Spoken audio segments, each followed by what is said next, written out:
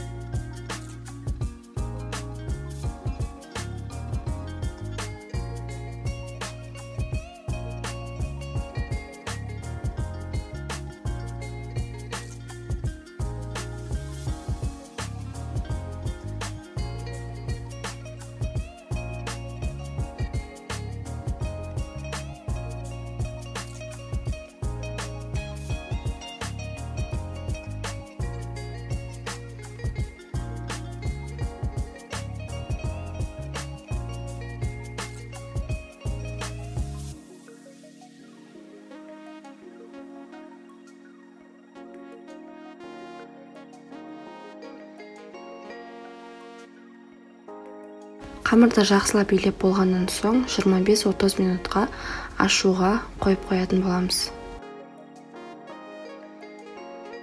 Менің қамырым ашып дайын болды. Енді қазір осыны 3 бөлікке бөлетін боламын.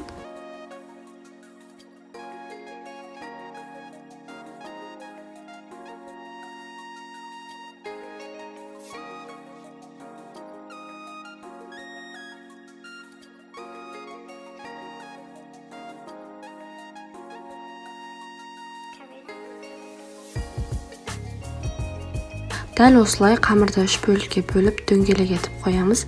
Содан соң ары қарай дәл видеодағыдай етіп нанды жасаймыз.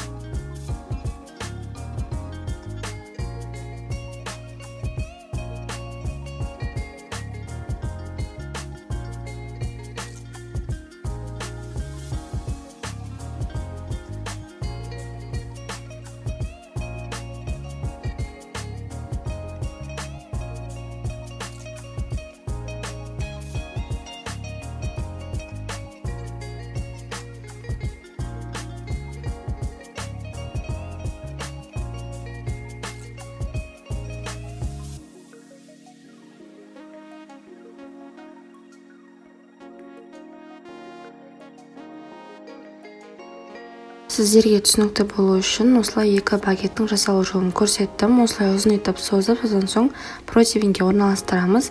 Қолданылмаған таза алмаспен бетін осылай тіліп шығатын боламыз.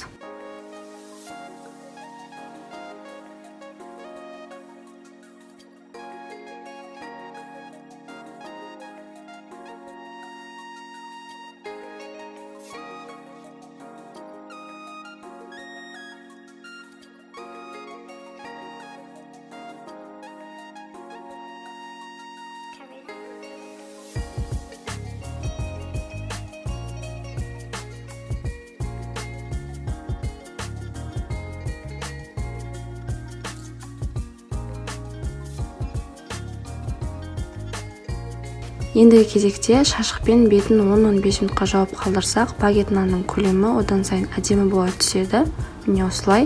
Содан соң қызып тұрған пеште 180 градуста 25 минутта пісіріп аламыз. Жасап көріңіздер, бір жасағаннан осылай әдемі болып шығады. Ас болсын. Видеоның соңына дейін көргеніңізге рахмет, сау болыңыз.